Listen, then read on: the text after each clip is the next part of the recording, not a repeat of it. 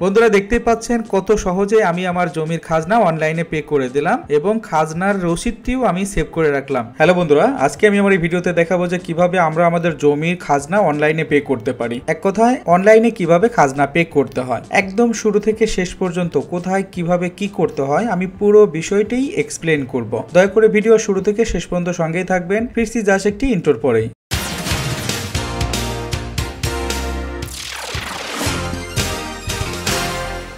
বন্ধুরা, আমি আমার ডেস্কটপে একটি খতিয়ান রেখেছি।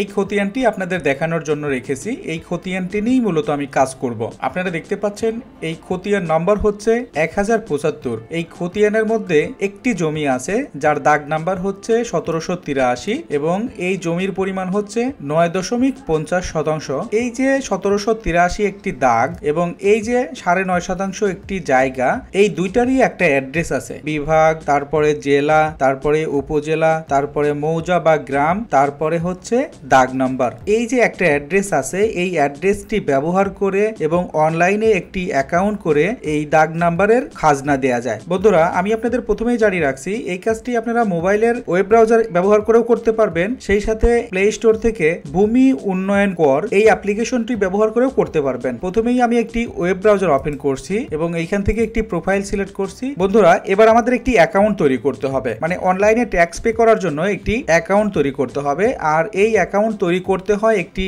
ওয়েবসাইটে। ওয়েবসাইটের অ্যাড্রেসটি হচ্ছে ld.tax.gov.bd। এই অ্যাড্রেসটি, এখানে আমাদের যেটি করতে হবে, নাগরিক কর্নার ক্লিক করতে হবে। নাগরিক কর্নার ক্লিক করার পর নাগরিক নিবন্ধন, এই নাগরিক নিবন্ধনে ক্লিক করতে হবে। তারপর এখানে একটি ফোন নাম্বার দিতে হবে। এই ফোন নাম্বারটি দেওয়ার পর যোগ করুন অপশনে এই দুইটার যোগফল যা হবে সেটি দিয়ে তারপর পরবর্তীতে ক্লিক করতে হবে। পরবর্তীতে ক্লিক করার পর আপনার ফোনে একটি ওটিপি যাবে এবং ওটিপি সাবমিট করার একটি অপশন পাবেন। আপনার ওটিপিটি ওই অপশনে ইনপুট দিয়ে সাবমিট ক্লিক করবেন। সাবমিট ক্লিক করলেই আপনার নিবন্ধন সম্পন্ন হয়ে যাবে। নিবন্ধন সম্পন্ন হওয়ার পর আপনাকে এখানে আবার আসতে হবে, মানে নাগরিক কর্নারে আবার আসতে হবে। নাগরিক কর্নারে আসার পর এখান থেকে নাগরিক লগইনে ক্লিক করতে হবে। এখন আমি লগ ইন করবো। আমি মোবাইল নাম্বারের অপশনে মোবাইল নাম্বার দিচ্ছি, তারপর পাসওয়ার্ড দিচ্ছি, তারপর যোগফল অপশনে যোগফলটি দিচ্ছি। দেওয়ার পর এখান থেকে লগ ইনে ক্লিক করলাম। অ্যাকাউন্ট করার পর এরকম একটি ইন্টারফেস দেখতে পাবেন। অ্যাকাউন্ট করার পর আপনাদের একটু কাজ থাকবে।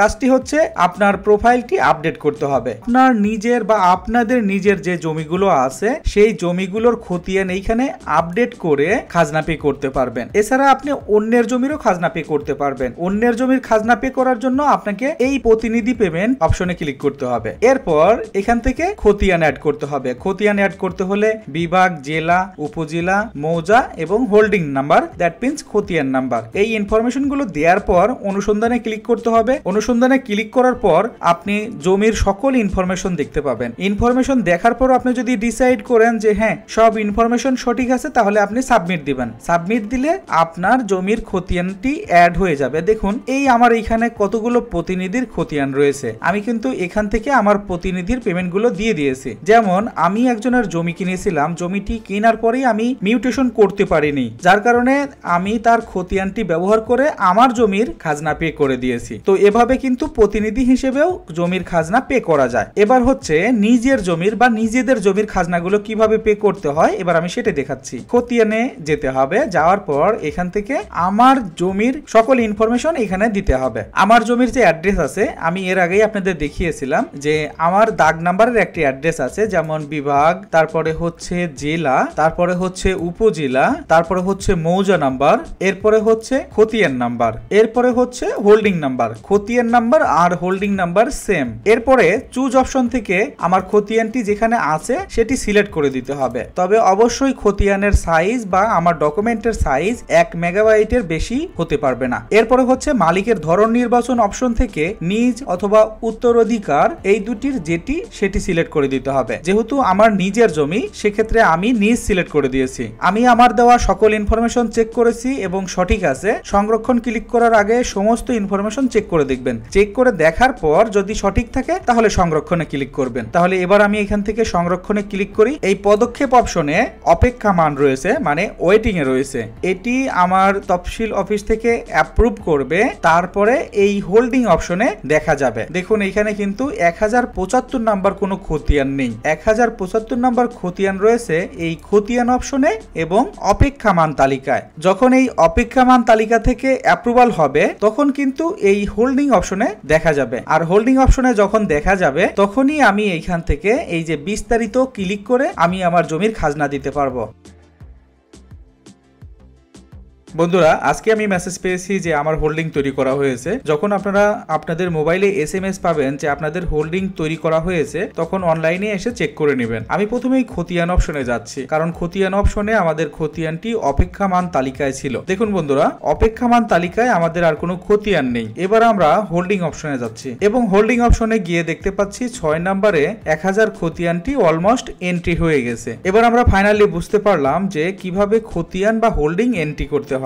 বন্ধুরা এবার দেখাবো কিভাবে খাজনা বা ট্যাক্স পে করতে হয়। ট্যাক্স পে করার জন্য আমাদের অ্যাকাউন্টের মধ্যে থেকে হোল্ডিং সেকশনে ক্লিক করতে হবে। হোল্ডিং সেকশনে ক্লিক করার পর আমরা যেই খতিয়ানের খাজনা পে করতে চাই বা ট্যাক্স পে করতে চাই, এই খতিয়ানের রাইট সাইডে যে বিস্তারিত লেখা থাকবে সেই বিস্তারিততে ক্লিক করতে হবে। বন্ধুরা বিস্তারিততে ক্লিক করার পর আপনারা এখানে জমির সকল ইনফরমেশন দেখতে পাবেন। এর মধ্যে দেখতে পাবেন জমির কর পরিশোধের সাল। দেখুন আমার জমির কর পরিশোধের সাল হচ্ছে 2023-24, বকেয়া আছে হচ্ছে 1 বছরের এবং কত বকেয়া আছে আমি সেটাও দেখতে পাচ্ছি। আমার বকেয়া হচ্ছে 25 টাকা। তো এবার আমি আমার জমির খাজনাটি পে করব অনলাইনে পে করার জন্য অনলাইন পেমেন্ট সিস্টেমটি সিলেক্ট করতে হবে। এরপর আপনি কোন ওয়ালেটের মাধ্যমে পেমেন্ট করবেন সেটি সিলেক্ট করতে হবে। আমি এখান থেকে বিকাশ সিলেক্ট করলাম। এরপরে ই পেমেন্ট এই অপশনটি সিলেক্ট করতে হবে। আপনাকে যদি এরকম একটি মেসেজ দেয় তো আপনি এখান থেকে ওকে চেপে দিবেন। এরপরে বিকাশ পেমেন্ট গেটওয়ে আসবে। আপনি যেই বিকাশ নাম্বার দিয়ে পেমেন্ট করবেন সেই নাম্বারটি এখানে ইনপুট দিতে হবে। আপনার সঠিক বিকাশ নাম্বারটি ইনপুট দেওয়ার পর কনফার্মে ক্লিক করবেন। কনফার্মে ক্লিক করলে একটি ভেরিফিকেশন কোড আপনার বিকাশ নাম্বারে চলে যাবে। এরপর এই কোডটি আবার আপনাকে ইনপুট দিতে হবে। ভেরিফিকেশন কোডটি ইনপুট দেওয়ার পর কনফার্মে ক্লিক করতে হবে। এরপর বিকাশের পিন নাম্বারটি দিতে হবে। বিকাশের পিন নাম্বারটি দেওয়ার পর এখানে কনফার্মে ক্লিক করতে হবে। কনফার্মে ক্লিক করার পর আপনাকে একটু অপেক্ষা করতে হবে। একটু অপেক্ষা করলেই দেখবেন আপনার খতিয়ানের খাজনা পে হয়ে গেছে এবং আপনাকে খাজনার রসিদ দিয়ে দিয়েছে এবং সেই রসিদের মধ্যে আপনি সমস্ত ইনফরমেশন দেখতে পারবেন। এরপরে আপনার কাজ হচ্ছে খাজনার রসিদটি সেভ করে রাখা। সেভ করে রাখার জন্য এখান থেকে প্রিন্ট অপশনে ক্লিক করতে হবে। প্রিন্ট অপশনে ক্লিক করার পর এরকম একটি ইন্টারফেস দেখতে পাবেন। এরপর এখান থেকে জাস্ট ডেস্টিনেশনটা সেভ অ্যাজ পিডিএফ এই অপশনটি সিলেক্ট করতে হবে। অলরেডি সিলেক্ট করাই থাকবে, এরপরেও যদি সিলেক্ট না থাকে আপনাকে জাস্ট ম্যানুয়ালি সিলেক্ট করে দিতে হবে। সিলেক্ট করে দেওয়ার পর সেভ অপশনে ক্লিক করবেন। এরপর আপনি এটি কোথায় সেভ করবেন জাস্ট লোকেশনটি সিলেক্ট করে দিতে হবে। সিলেক্ট করে দেওয়ার পর সেভ অপশনে ক্লিক করবেন। সেভ অপশনে ক্লিক করলেই আপনার খাজনার রসিদটি সেভ হয়ে যাবে। তো বন্ধুরা আশা করি বোঝাতে পেরেছি কিভাবে অনলাইনে খাজনা দেওয়ার জন্য হোল্ডিং তৈরি করতে হয়, হোল্ডিং তৈরি করার পর কিভাবে খতিয়ান এন্ট্রি করতে হয়, খতিয়ান এন্ট্রি করার পর কিভাবে অনলাইনে খাজনা দিতে হয় এবং খাজনার রসিদ কিভাবে সেভ করতে হয়। আশা করি এই ভিডিওটি আপনাদের সামান্য হলেও উপকারে আসবে। আর যদি উপকারে আসে তাহলে দয়া করে ভিডিওতে একটি লাইক দিবেন, কমেন্ট করে আপনার মূল্যবান মতামত জানাবেন এবং যাদের এই ভিডিওটি দরকার তাদের সাথে দয়া করে শেয়ার করবেন। আর পরবর্তীতে আরো এই ধরনের ভিডিও পাওয়ার জন্য দয়া করে আমার চ্যানেলটি সাবস্ক্রাইব করবেন। Thank you so much for watching.